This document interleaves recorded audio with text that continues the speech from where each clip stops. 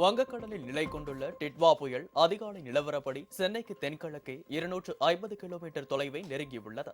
புயல் நகரும் வேகம் மணிக்கு 5 கிலோமீட்டராக குறைந்துள்ளது.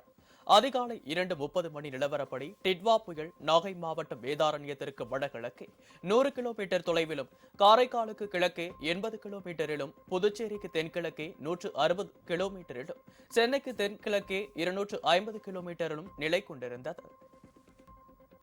வணக்கம்.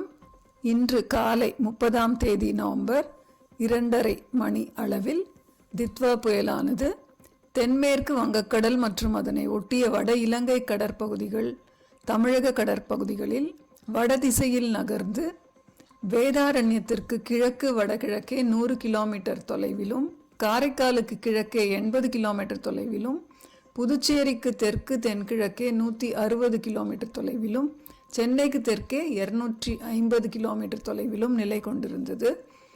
இது அடுத்த 24 மணி நேரத்தில் வட தமிழகம், புதுச்சேரி கடலோர பகுதிகளுக்கு இணையாக வடதிசையில் நகரக்கூடும்.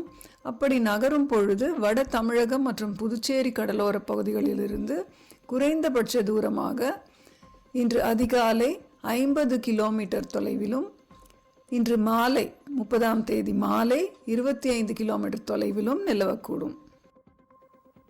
டிட்வா புயல் நகரும் வேகம் மணிக்கு 10 கிலோமீட்டரிலிருந்து 5 கிலோமீட்டராக குறைந்துள்ளது. இதனால் சென்னை, காசிமேடு, மெரினா கடற்கரை, பட்டினப்பாக்கம், திருவான்மையூர், பெசன்ட் நகர் பகுதிகள் கடல் சீற்றம் அதிகரித்துள்ளது. வானம் மேகமூட்டத்துடனும் அவ்வப்போது சாரல் மழையும் பெய்து வருகிறது. டிட்வா புயல் தமிழக கடற்கரையை 25 கிலோமீட்டர் வரை புயல் நெருங்கினாலும் கரையை கடக்காமல் காற்றழுத்த தாழ்வு மண்டலமாக வலுவிழக்கும் என வானிலை மையத்தின் தென்மண்டல தலைவர் அமுதா தெரிவித்துள்ளார்.